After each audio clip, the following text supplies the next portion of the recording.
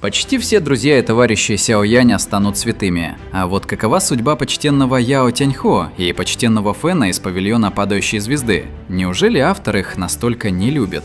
Согласитесь, Яо Тяньхо классный персонаж, будучи толстяком, очень забавный и приколист. Но даже в новом теле он такой харизматичный и крутой, везде со своей бутылкой вина, даже в битвах не расстается. По сути, он стал как второй учитель для Сяо Яня, передал ему свои техники и защищал немало раз. Сяо Янь впервые встретил его и подружился под магматическим бассейном в Академии Дзянань. Позже Сяо Янь создал для него тело, благодаря чему тот вернул себе силу эксперта почтенного воина. Яо Тяньхо жил в своем первоначальном теле около 500 лет назад, прежде чем погибнуть и стать скитающейся душой в мире магмы. Он был великим гением и элитным экспертом, способным создать технику Доу Ци класса Тянь, достичь пика почтенного воина 6 звезд и даже усмирить пламя падшего сердца. Да, не каждый эксперт сумеет подчинить небесное пламя. На момент смерти он владел пламенем падшего сердца, тем самым пламенем, которое позже получил Сяо Янь.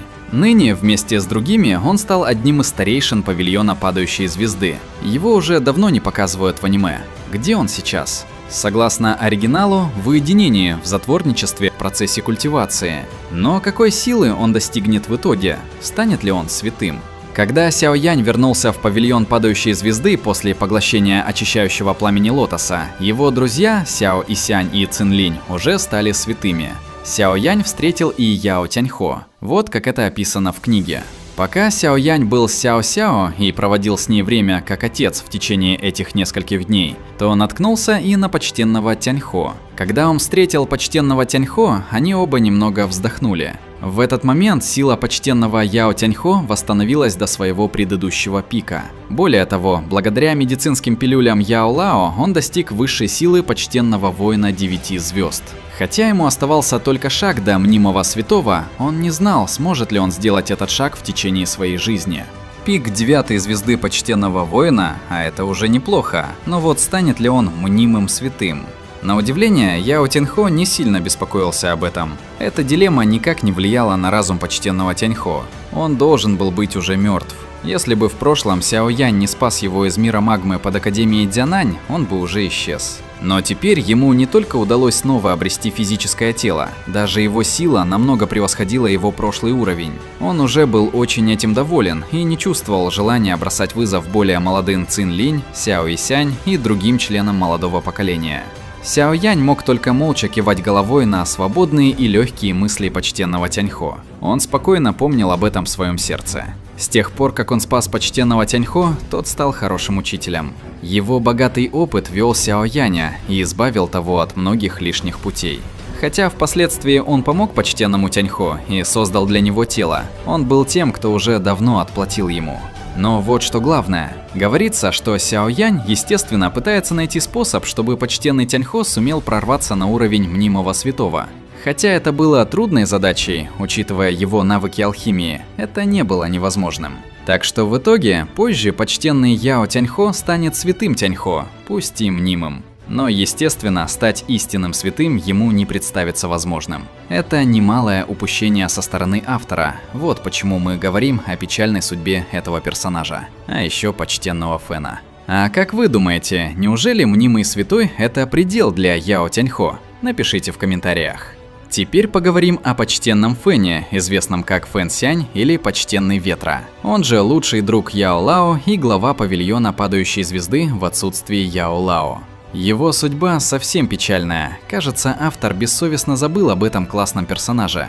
С самого его появления он вызывал положительный отклик, благородство и чувство величия. Он также немало помог Сяо Яню и решал много дел в павильоне падающей звезды. Но вот что больше всего печалит. Его уровень почтенный воин 4 звезд, кажется, стоит на месте. Пока другие персонажи поднимают звезды и новые классы, Фэн Сянь как будто не движется. Ни в сериях аниме, ни в оригинале совсем не говорится, что почтенный Фэн взял такую-то звезду почтенного воина и так далее. Учитывая его способности и талант, он вполне мог бы стать полусвятым точно. Если вспомнить его прошлое, то его путь начался с трагедии. Его родной клан Фэн, владевший аукционным домом в городе Улон, был уничтожен кланом Му, и он остался единственным выжившим благодаря спасению Яо Ченя.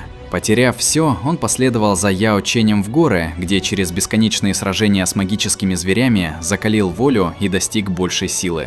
Позже он вернулся и лично убил предка клана Му, отомстив за свою семью. Затем вместе с Яо Ченем он отправился на ледяные равнины падшего бога в поисках леденящего пламени, пережил многолетние испытания и вырос до пика короля. После возвращения они основали павильон падающей звезды, где Фэнсянь взял на себя управление и превратил его в одну из ведущих сил центральных равнин. Когда Яо Чень был захвачен залом душ, Фэнсянь начал отчаянные поиски, не испугавшись даже их могущества. Он поддержал Сяо Яня на собрании 4 павильонов, открыто выступил против почтенного Лэя и признал ученика Яо Ченя своим союзником. Собрав команду сильнейших экспертов, он штурмовал отделение зала душ, прорвался через оборону и помог спасти Яо Ченя. После возвращения в павильон падающей звезды, он вместе с возродившимся другом укрепил организацию, превратив ее в одну из самых влиятельных сил континента и подготовившись к будущей войне против зала душ. Уровень совершенствования Фэнсяня уже давно достиг пика уровня 4-звездочного почтенного воина, что сделало его сильнейшим почтенным в 4 павильонах на тот момент. Например, если сравнить его с главой Бин Хэ, то оба они находились на уровне 4 звезд почтенного воина, однако их сила проявлялась по-разному. Фэнсянь был мастером высокого уровня с продвинутой техникой меча. Бин Хэ, как глава долины Ледяной реки, также был почтенным воином, но его сила имела выраженную стихийную специфику. Его ледяная Доу Ци отличалась коварством и проникающей природой, а учитывая ядовитое тело, пусть и искусственное, в чистом сравнении уровней Бин Хэ, вероятно, имел бы небольшое преимущество. Однако Фэнсянь обладал куда более устойчивой основой и большим стратегическим мышлением. Он не был мастером, который полагается лишь на грубую мощь. Его сила заключалась в балансе, опыте и контроле. Ведь говорится, что Фэнсянь сумел в одиночку убить почтенного воина 4 звезд, то есть своего уровня, и этот труп стал телом для Яо Лао. А нам хорошо известно, насколько сложно убить почтенного воина при этом своего же уровня. Согласитесь, персонаж крайне недооцененный и достойный большего внимания со стороны автора. Хотя также говорится, что после создания Альянса Небесного Дворца он служил заместителем лидера и с помощью Сяо Яня и Яо Лао пытался прорваться в Доушен. А в конечном итоге Сяо Янь забрал его в мир Великой Тысячи. А вот уже куда интереснее звучит. Итак, если подытожить, почтенный Яо Тяньхо и Фэнсянь – персонажи с печальной судьбой со стороны автора. Их развитию и дальнейшему продвижению совсем не уделяется внимания. Возможно, они не настолько молоды, чтобы в итоге дорасти до святого, как Сяо Исянь и Цин Линь. Но ведь Яо Лао смог, он был примерно их возраста. Есть, конечно, существенная разница. Сяо Янь подарил Яо Лао ту самую сущность крови святого, и Цин Линь тоже. И Сяо Исянь, и королеве Медузе, что помогло им пробиться в класс святого. А вот Яо Тяньхо и почтенному Фэну такое сокровище не досталось. Тем не менее, с ростом Альянса и способностями алхимика Сяо Яня вполне можно было с помощью различных пилюль и сокровищ довести их развитие до больших высот. Как вы считаете? Если в Дунхуа покажут, как они достигли уровня мнимого святого Баншен, это уже будет здорово.